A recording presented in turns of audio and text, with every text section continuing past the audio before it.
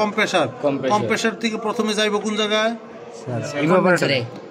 কন্ডেন্সারে হ্যাঁ কন্ডেন্সার কন্ডেন্সারে গেলে কোন পাইপ দিয়ে যাইব এই পাইপ দিয়ে সাকশনের পাইপ দিয়া ডিসচার্জ দিয়ে যাব কন্ডেন্সারে গেলে সাকশনের পাইপ দিয়ে ডিসচার্জ দিয়ে যাব ডিসচার্জ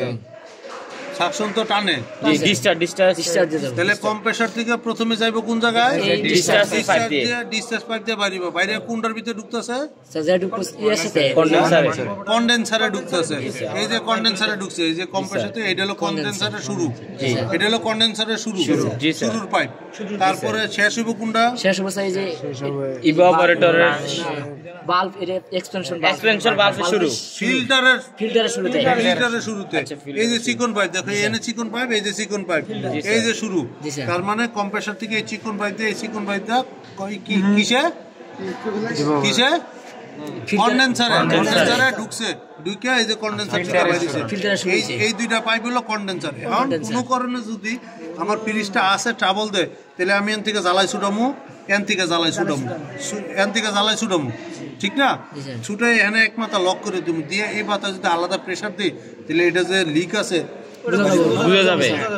জি স্যার আমার বাকি পার্ট খুলন লাগবো জি না স্যার হ্যাঁ জি না তারপরে এখান থেকে কোথায় বেরিয়েছে যে ফিল্টার ওয়ালেটলে থাকলে তারপরে এই কি এক্সপেনশন বাল্ব এটা হলো এক্সপেনশন বাল্ব হলো কি এখানে শুরু এই মাথা যায় লাগছে কোথায় ইভাপোরেটর